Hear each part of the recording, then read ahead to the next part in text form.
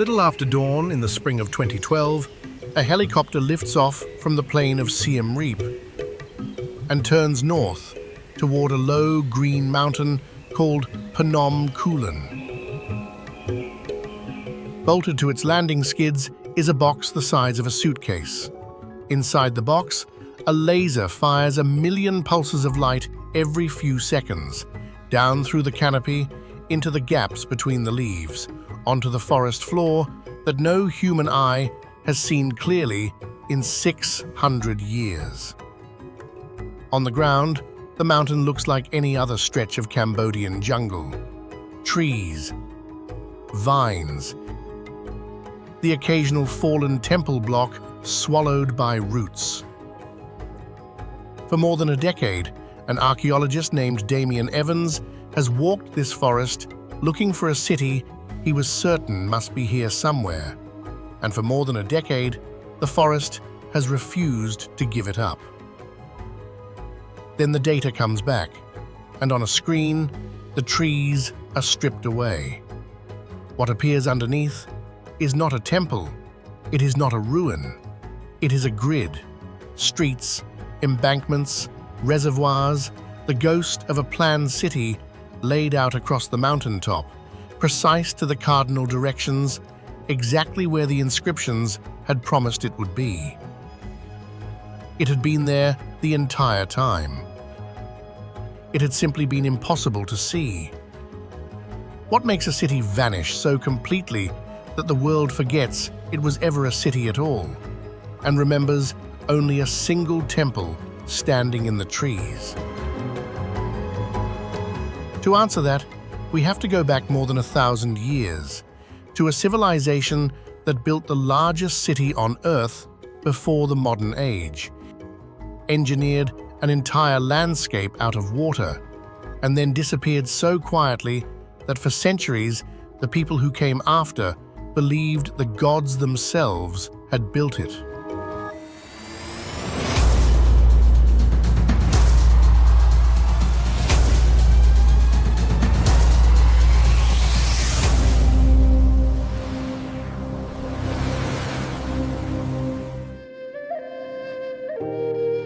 This is Cambodia, and this is the story of Angkor.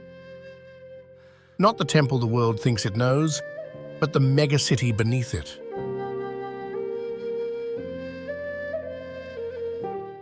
Most people who picture Angkor picture one thing: 5 stone towers rising out of a moat at sunrise. The silhouette on the postcard, the shape on the beer label, the outline at the center of a national flag.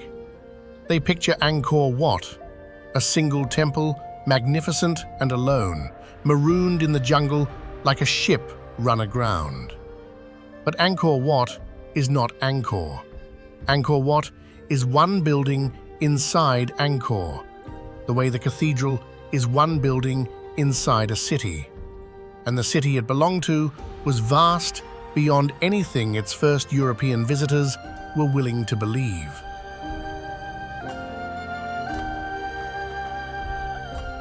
At its height, around 800 years ago, Angkor sprawled across roughly 1,000 square kilometers. That is an area the size of modern Los Angeles, or all 5 boroughs of New York laid side by side. Within it lived something close to 750,000 people. By some estimates, near 1,000,000. For a few centuries, it may have been the most extensive urban settlement anywhere on the planet, larger than any city in Europe, larger than anything the medieval world could imagine. And almost none of it survives, because almost none of it was built to. The grid that the laser found on Phnom Kulen has a name, recorded in the doorpost inscriptions of later temples. It is called Mahendra Parvata, the mountain of the great Indra. And it was here, on this plateau, that the whole of Angkor began. In the year 802, a prince climbs this mountain to be made a god. His name is Jayavarman II. We know almost nothing about where he came from, only that he had spent time in a place the inscriptions call Java, possibly as a hostage, possibly in exile, and that he returned to the land of the Khmer, determined to rule it whole. One by one, he absorbs the small competing kingdoms scattered across the floodplain. And then, on the sacred summit of Phnom Kulen, his Brahmin priests perform a ritual borrowed from India. They proclaim him Chakravartin, universal ruler, and Devaraja, God King. From this moment, the inscriptions say, the Khmer answer to no foreign power. From this moment, there is an empire. He left almost nothing behind, no inscriptions of his own. A few small temples, hastily built, scattered across the mountain. For most of the centuries that followed, Mahendra Parvata was barely more than a name, a legend attached to a holy mountain where the lychees grow wild. And yet the laser showed that it had been a real city, fully planned, laid out on a grid before Angkor itself existed. Streets running true north, reservoirs cut into the rock, the faint signatures of houses and palaces inside each block, houses that have been gone so long that only the shape of the earth they stood on remains. The blueprint for everything Angkor would later become was drafted up here first, on a mountaintop 1,200 years ago. To understand why a city would rise on this particular floodplain and why it would grow to such an impossible size, you have to look south, to the water. Cambodia sits at the center of one of the strangest hydrological systems on Earth. At its heart is a lake called the Tonle Sap. For half the year, it is a modest body of water, shallow enough in places to wade across. And then, every summer, it does something almost no other lake in the world does. It reverses. When the monsoon swells the Mekong River, the water has nowhere to go but backward. A river that normally drains the lake suddenly runs in reverse, pushing the flood up into the basin. The Tonle Sap swells from around 2,500 square kilometers to as much as 16,000. Its depth climbs from barely a meter to 9. An entire forest ringing the lake vanishes underwater for months, and the fish move in to breed among the drowned trees. What comes out of that flooded forest is one of the richest freshwater fisheries on the planet. More than 300 species of fish, enough protein even today to feed a nation. The Tonle Sap still provides the majority of the animal protein eaten in Cambodia. The Khmer did not build their empire beside this lake by accident. They built it here because the lake fed them. Water made the people, and the people in time would learn to bend the water to their will. In the flooded forest, life arranges itself around the rhythm of the rising and falling water. When the basin fills, great colonies of water birds gather to nest. Spot-billed pelicans, painted storks, and the gaunt, prehistoric silhouette of the greater adjutant, one of the rarest storks left in the world. They come because the falling water concentrates the fish into shrinking pools, laying out a feast. Out on the wet grasslands at the lake's edge lives a bird that exists almost nowhere else. The Bengal florican, a slender, secretive bustard, the male performing a strange leaping dance over the grass at dawn. More than half of every Bengal florican left alive on Earth depends on this single floodplain. When the grasslands shrink, so does the species. Their entire future is written in the level of one Cambodian lake. The lake gives and is taken from. Each year, the Tonle Sap yields one of the largest harvests of water snakes anywhere on Earth. By some counts, several million of them pulled from the water in a single season. Food for people and for the region's farmed crocodiles. It is a measure of how staggeringly productive this drowned forest is that it can give up snakes by the million and still teem with life. For now. And hidden in the drowned forest is a creature so elusive that scientists have struggled even to count it. The hairy-nosed otter, among the least-known otters in the world, clinging to a habitat that is burning and draining around it. Few people will ever see one. Fewer still know it is there at all. This was the Engine, a lake that breathed in and out with the seasons, surrounded by a forest that drowned and resurfaced every year, producing fish in numbers that could sustain a city of hundreds of thousands. All the Khmer had to do was learn to store the water, to hold the monsoon when it came and release it when it didn't. They learned, and in learning, they built something no civilization before them had managed at this scale. In the late 9th century, the center of power moves down from the mountain to the plain, to a place now called Roluos, near the northern shore of the lake. A king named Indravarman builds a reservoir and then a temple, a stepped pyramid of stone called the Bakong. It is the first major Khmer temple built primarily of stone rather than brick, and its shape will echo through the next 500 years. A mountain made by human hands, a model of the cosmos with the king's god at its peak. This is the idea that drives everything that follows. The temple is not a church, it is a mountain. Mount Meru, the axis of the Hindu universe, home of the gods. To build a temple mountain was to recreate the center of creation on earth, and to place yourself, the God King, at its summit. Every great temple at Angkor is at heart a man-made mountain, and the larger the mountain, the greater the god who raised it. Indravarman's son moves the capital again, a little to the northwest, onto the open plain where Angkor proper would grow. He builds his own temple mountain on a natural hill called Phnom Bakeng. He digs a reservoir so large you could fit a small city inside it, 7 kilometers long, almost 2 wide. The Khmer are no longer just building temples, they are reshaping the surface of the earth. But the empire did not rise in a straight line. Its power could fracture as quickly as it gathered. In the early 10th century, a usurper named Jayavarman IV seizes the throne and does something extraordinary. He abandons Angkor entirely.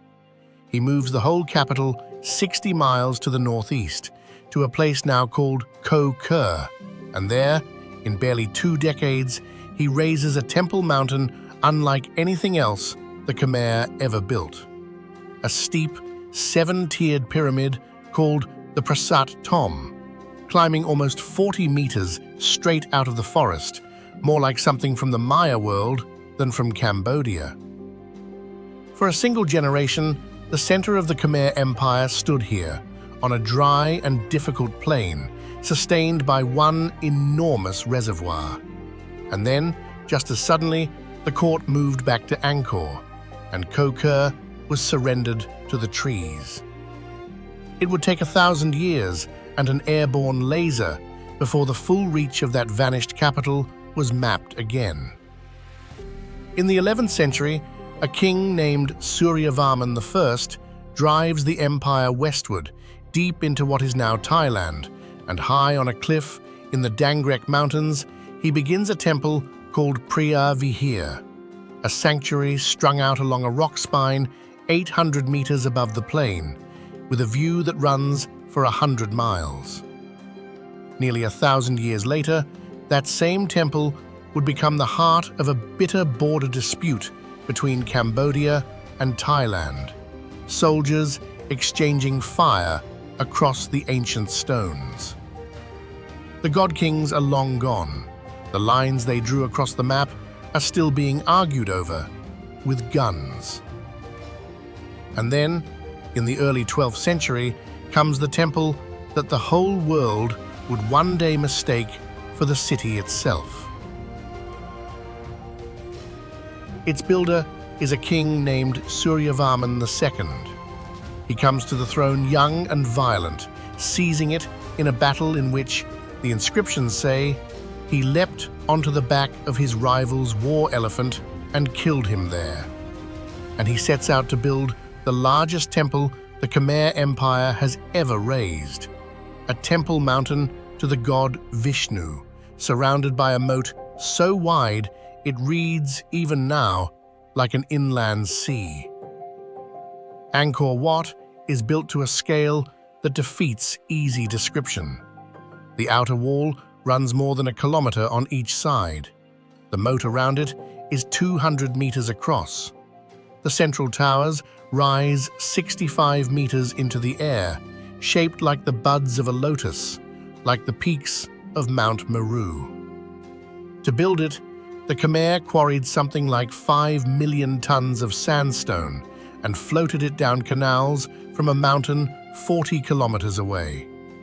It was raised, by current estimates, in around 3 or 4 decades, a single human lifetime for a monument meant to outlast every human who touched it. Every surface of it was carved. Along the galleries run close to 2,000 individual apsaras, celestial dancers cut into the stone, no two of them quite alike, each with her own face, her own jewelry, her own arrangement of hair.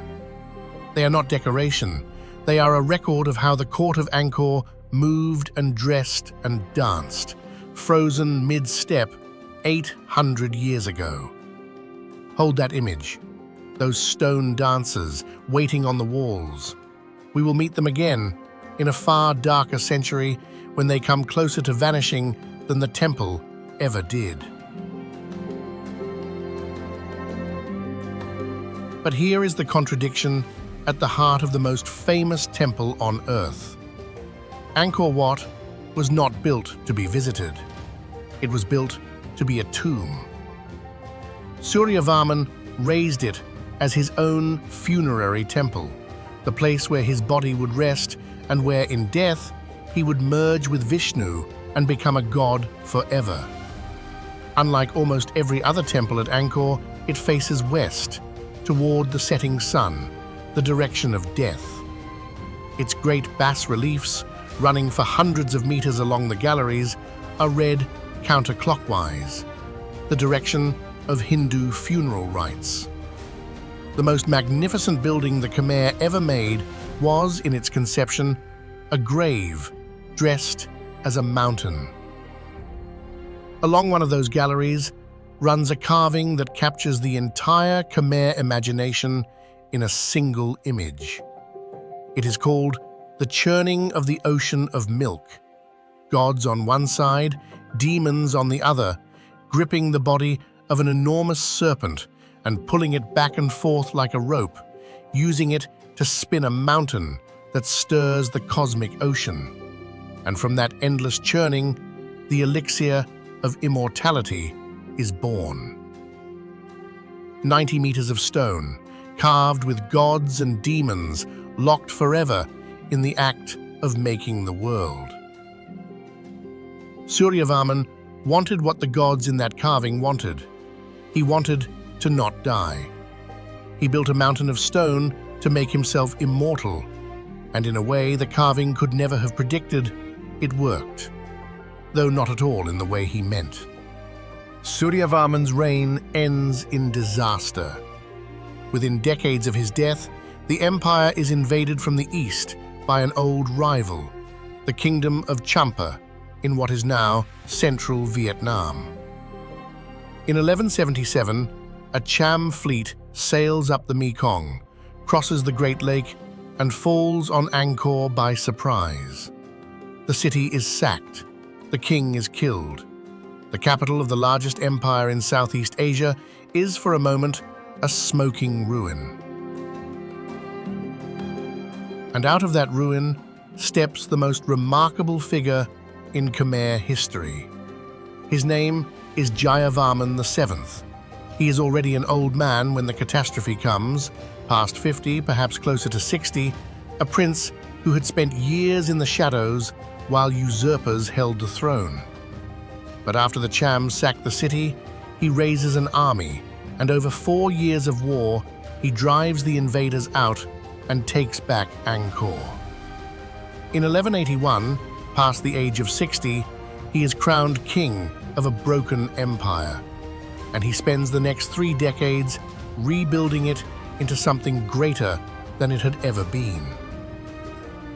Jayavarman VII builds at a pace no Khmer king had matched before or would match again.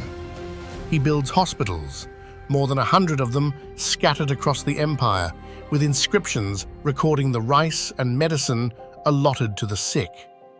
He builds rest houses along the roads for travelers. He builds reservoirs and temples and a new walled city at the center of it all. Angkor Thom, the great city, ringed by a wall 8 meters high and a moat 100 meters wide, with 5 monumental gates. And he binds the empire together with roads. The Khmer highways run for hundreds of kilometers out from Angkor toward the distant provincial capitals, raised on embankments above the floodwater and carried over rivers on bridges of stone. One of them, a long, corbelled bridge of laterite called the Spion Praptos, still stands south of Angkor and still carries traffic 800 years after it was built to bear the weight of the king's elephants. The hospitals, the rest houses, the bridges, the reservoirs. Jayavarman VII ruled as though the measure of a god-king were not how many subjects he could command, but how many he could keep alive. And at the very center of Angkor Thom, he builds the Bayon. The Bayon is unlike anything else at Angkor. Where Angkor Wat is ordered and serene, the Bayon is dense, strange, almost overwhelming.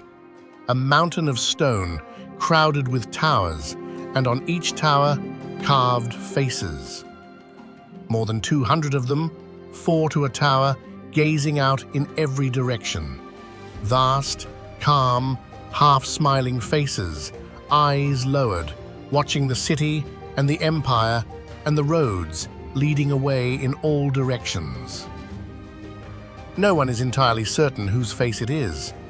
Some scholars say it is the face of a god, the compassionate Bodhisattva Avalokiteshvara, the Buddhist embodiment of mercy, for Jayavarman had turned the empire toward Buddhism. Others say it is the king's own face, merged with the gods, so that wherever a subject stood in the empire, the god-king was looking at them. Mercy and surveillance carved into the same smile. The faces have watched over this city for 800 years, and they are still watching now. And around the base of the Bayon runs something rare in all of Khmer art. Where Angkor Wat's carvings show gods and kings and cosmic battles, the lower galleries of the Bayon show ordinary people. Fishermen hauling nets from the Tonle Sap, merchants haggling over scales, a woman giving birth, men crouched over a cockfight, soldiers and cooks and porters strung out on the march. It is one of the only places in all of Angkor where the vanished city of wood and water and people is not inferred from mounds in the earth, but carved directly into stone. The million who left no houses, looking back at us from the walls of the king's own temple.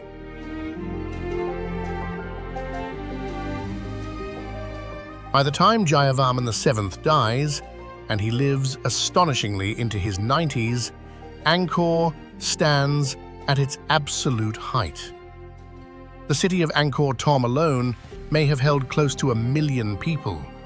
The empire stretches across most of mainland Southeast Asia into modern Thailand, Laos, and Vietnam.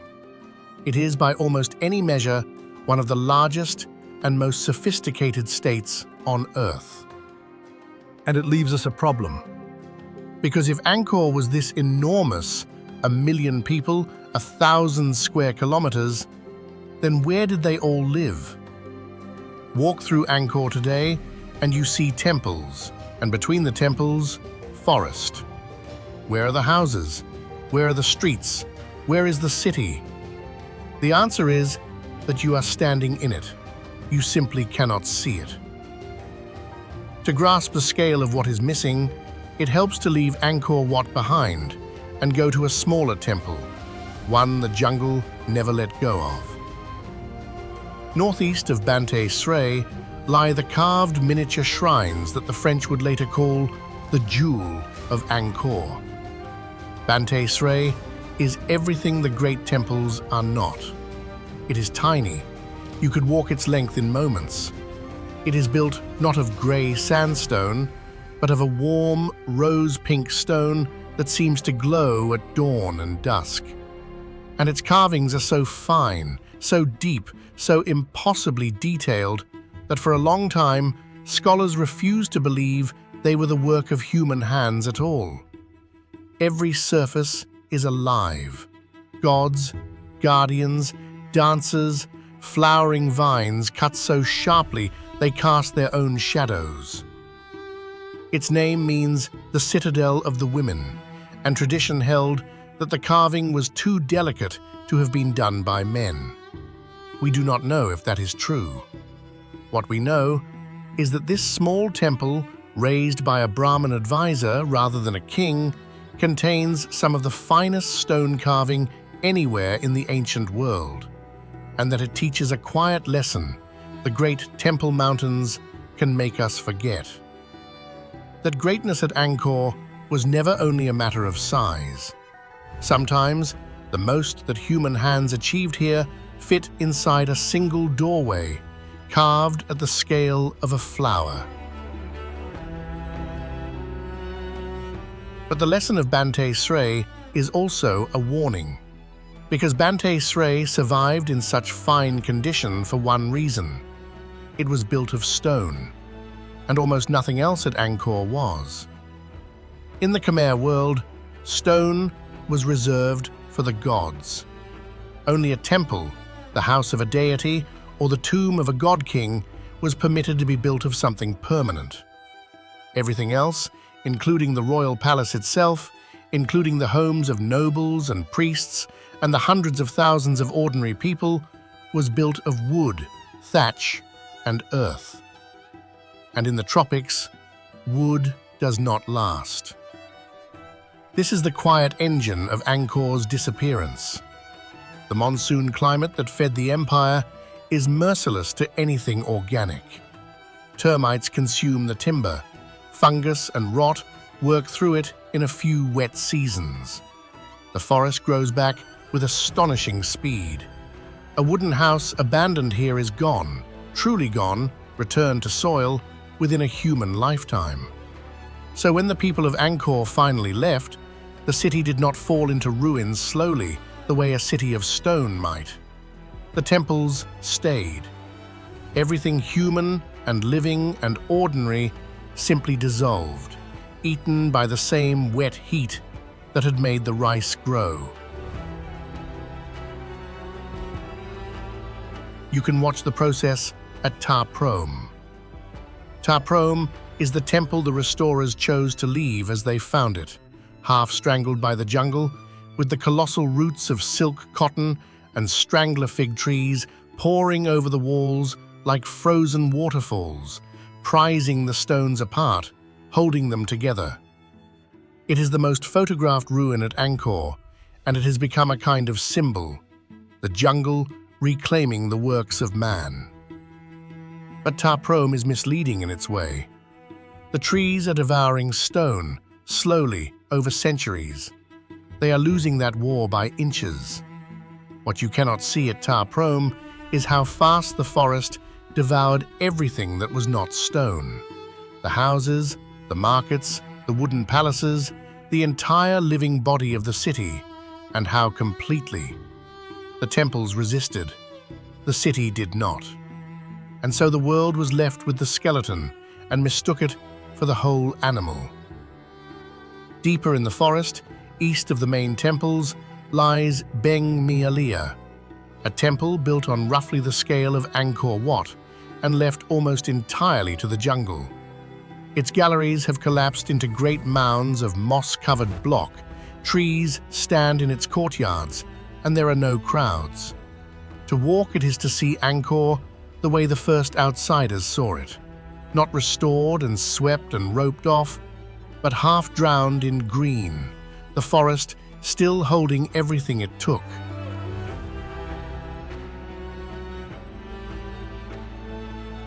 For centuries, that was all anyone could see. Stone temples in the trees and forest in between. It looked like a scattering of monuments in an empty jungle. It took a laser fired from a helicopter to reveal that the empty jungle was never empty at all. When Damien Evans and his colleagues mapped the ground beneath the canopy, the empty spaces filled in. Between the temples appeared the faint, regular signatures of a vast city, a grid of low earthen mounds where wooden houses once stood, a web of roads and canals, the rectangular outlines of garden plots and household ponds, repeated thousands upon thousands of times across the floodplain. The space the world had read as wilderness was in fact the residential city. The temples were only its stone monuments.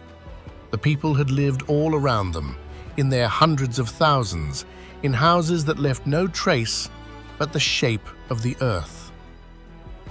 And the survey found more than that. It found other cities. 60 miles east of Angkor stands a remote temple complex called Preah Khan of Kompong Svai. Archaeologists had spent years searching the forest around it for the city they were sure must exist, and finding nothing.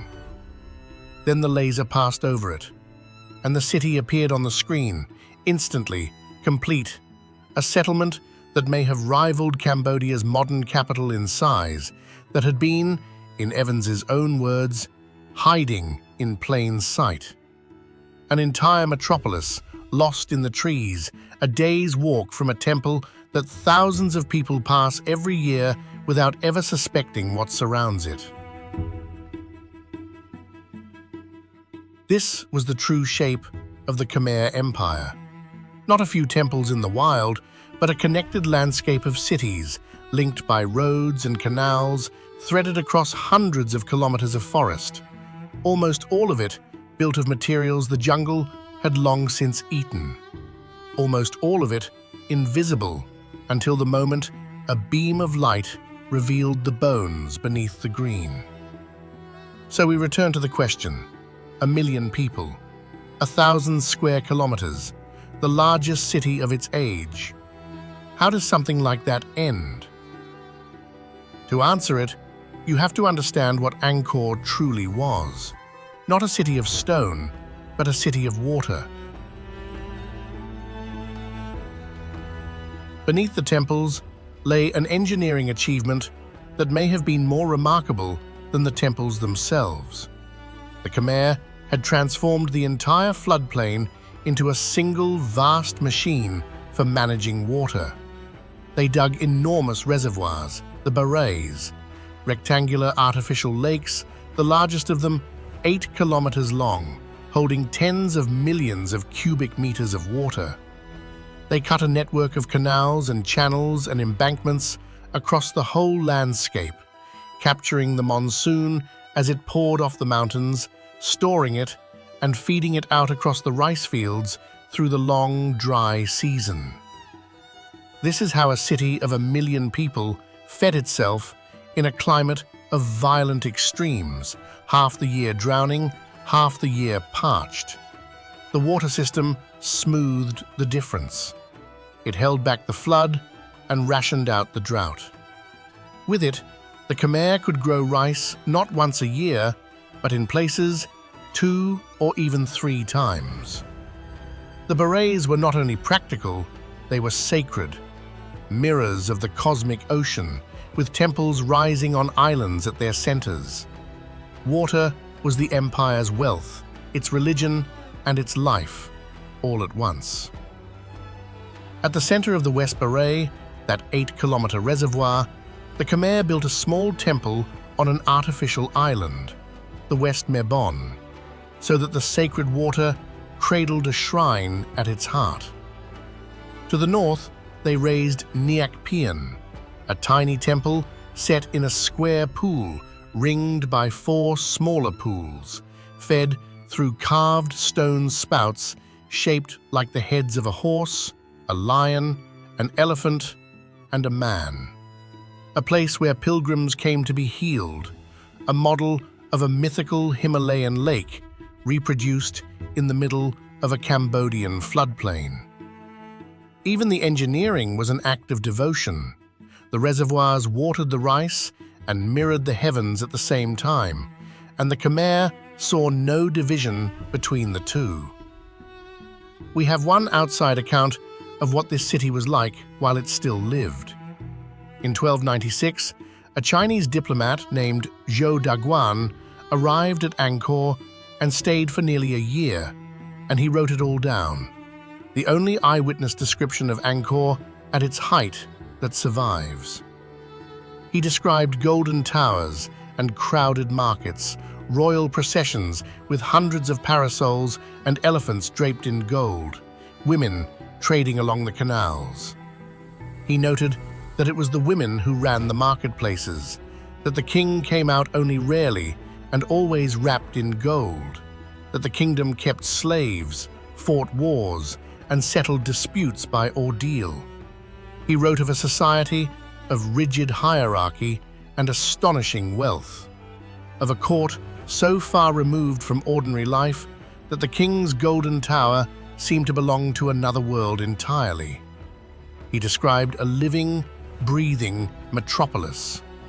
He also recorded, almost in passing, that the country had recently been devastated by war with the Siamese, the rising Thai kingdoms to the west. The first cracks were already showing. He simply did not know what he was looking at. Because the machine that built Angkor Had a flaw built into it. The larger and more intricate the water network grew, the more fragile it became. Every canal, every embankment, every reservoir depended on all the others. It was a single connected system, tuned over centuries to one particular climate. And in the 14th century, that climate began to break. The rains fail. We know this now from the trees, from the rings of ancient cypresses in Vietnam, which recorded, year by year, the rainfall across the region for more than 7 centuries. And what they recorded in the 14th and early 15th centuries was catastrophe. 2 long droughts, decades each, that would have withered the rice and emptied the reservoirs. And in between them, something almost worse. Years of monsoons so violent that the floodwaters tore through the canals faster than the system could carry them. You can still see the wound. Next to one of the roads into Angkor Thom stands a broken bridge. Its arches collapsed, no water running beneath it. It was destroyed, researchers believe, by a flood so powerful it ripped through the heart of the city's water network. A flood far beyond anything the canals were built to hold. The infrastructure that had taken centuries to build began to fail in a single generation, and there were no longer the resources, or perhaps the will, to repair it. Drought starved the city. Flood smashed the machine that was supposed to save it from the drought. There are smaller, sadder clues in the ground. Archaeologists have found that one of Angkor's largest working reservoirs was rebuilt late in the city's life to barely half its original size. Most likely a desperate adaptation, narrowing the basin so the dwindling water would pool together rather than seep away into a vast, half-empty bed of cracked mud. It is the signature of a society fighting its own infrastructure, trying to save a machine designed for abundance in an age that had turned to scarcity. They were no longer building for greatness, they were improvising to survive. For a long time, the story told about Angkor's end was simple. In 1431, the Thai kingdom of Ayutthaya sacked the city and the Khmer fled south. The invaders came and the city fell. But the laser told a different story, because when Evans and his colleagues looked for the cities the Khmer supposedly fled to, the refuges, the new capitals built in panic after the sack, they were not there. There was no sudden flight. There was, instead, something slower and stranger. The great city had been hollowing out for 100 years before the Thai armies ever arrived. The center of Khmer life had already been drifting south, toward the trading ports near modern Phnom Penh, where the future lay in maritime commerce with China rather than in rice and reservoirs. The sack of 1431 was not the cause of Angkor's death. It was closer to the end of a long illness, the moment a city already failing finally let go.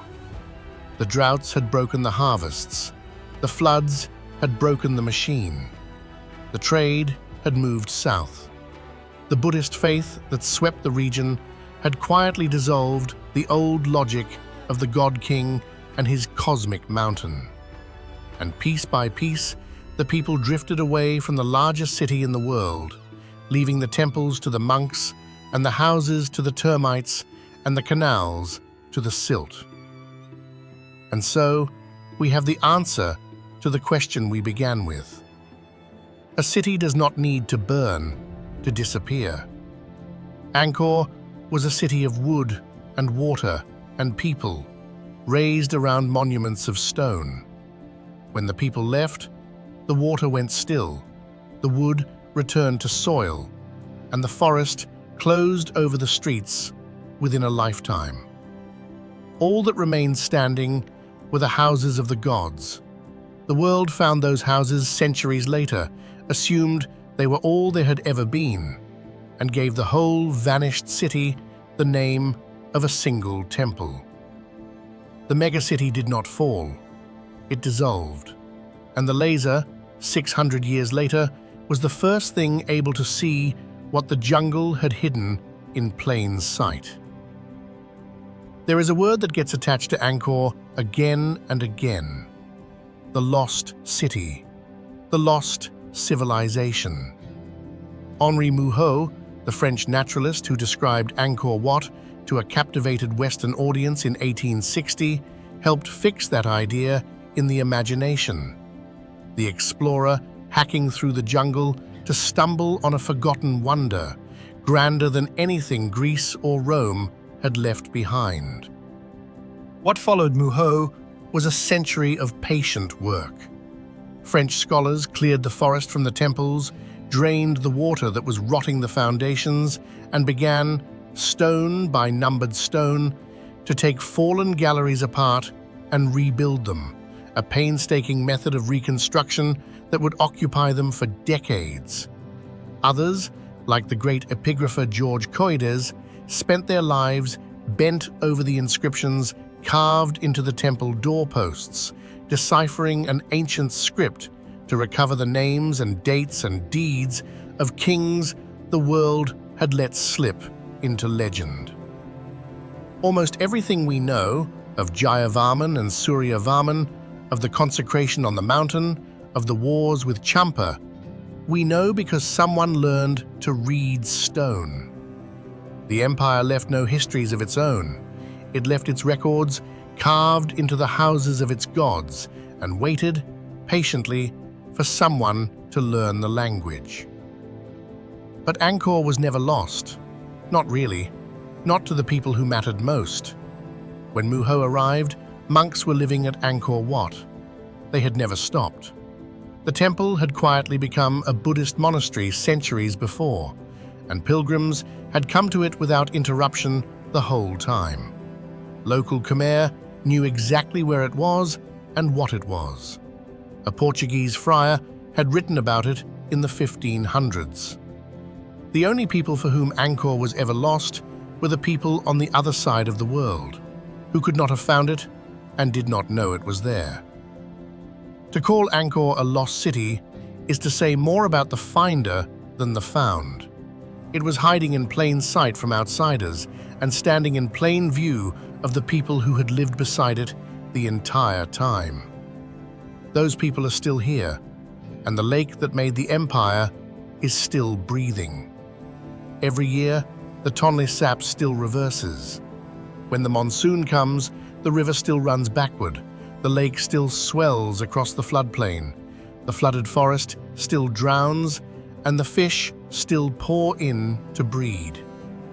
The Khmer still mark the moment the river turns back to its normal course with their largest festival of the year, Bon Om Tuk, the water festival, when the whole country comes to the water to watch the current change direction. The pulse that fed Angkor 1,000 years ago is the same pulse that feeds Cambodia today. But the flooded forest is in trouble. Drought, deforestation, and dams upstream on the Mekong are weakening the Great Reversal. Some years, the lake barely fills. In recent years, fires have burned through enormous stretches of the flooded forest, the breeding ground for the fish and the nesting ground for the storks and pelicans.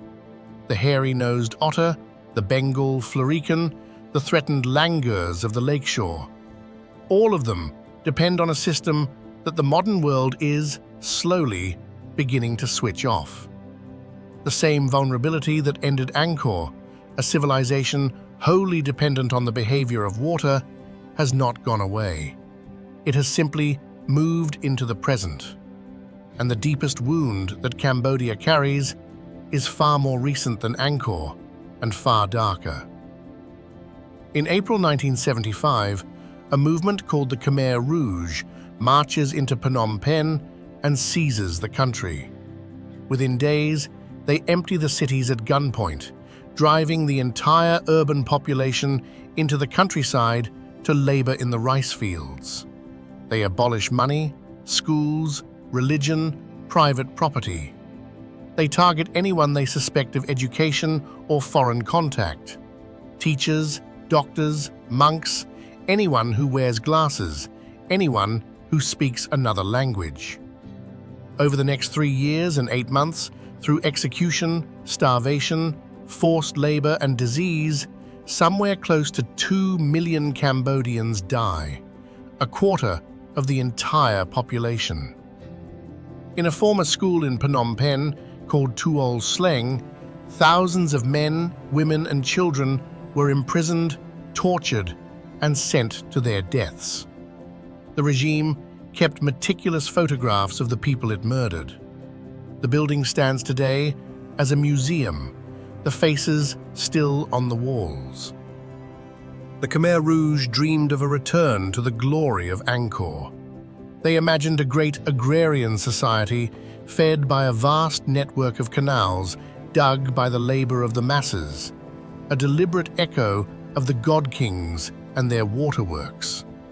They put a stylized image of Angkor Wat at the center of their flag, and they built their canals with the forced labor of a starving population, many of whom died in the digging.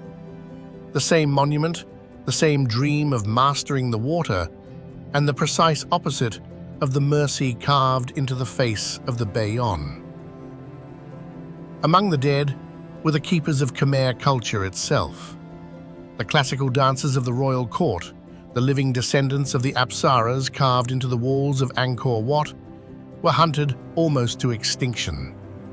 By the time the regime fell, by some estimates, 90% of Cambodia's classical artists and dancers were dead.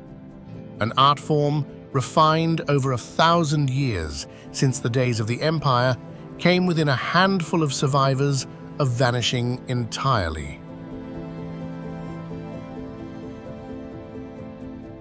And here, at last, is where the long persistence of this place becomes something you can almost touch, because it did not vanish. A small number of dancers survived the Khmer Rouge, old women mostly, who had performed at the royal court before the catastrophe. And in the years after, they did the only thing that could save what had nearly been lost. They taught. They gathered the orphans and the survivors and began, gesture by gesture, to pass on the dance. The precise curl of the fingers, the bend of the wrist, the postures held in the stone of Angkor Wat for 900 years.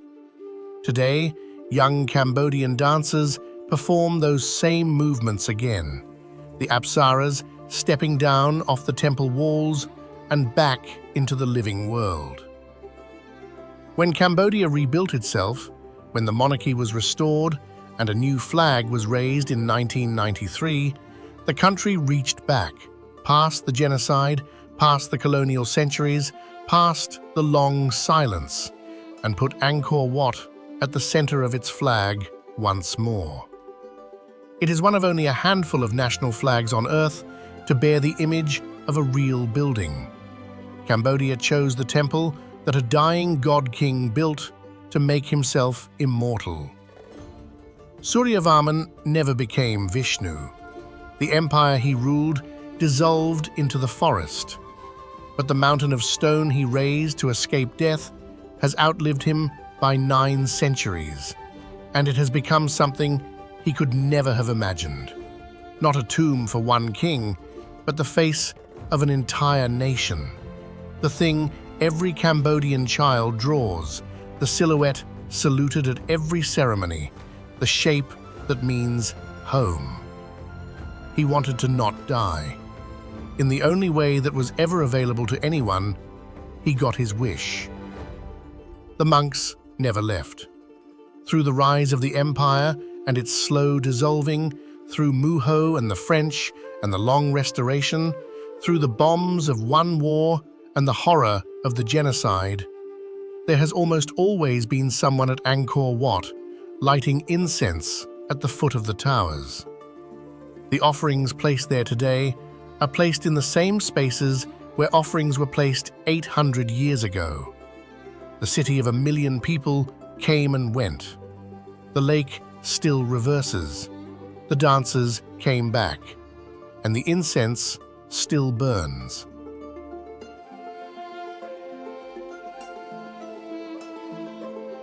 Perhaps that is the truest thing the laser revealed when it stripped away the trees.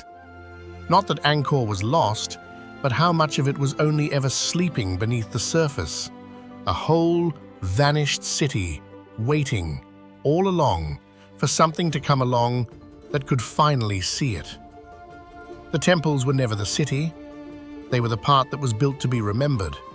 The rest was built by people and lived in by people, and is remembered now by their descendants, who never needed a laser to know that this place was theirs.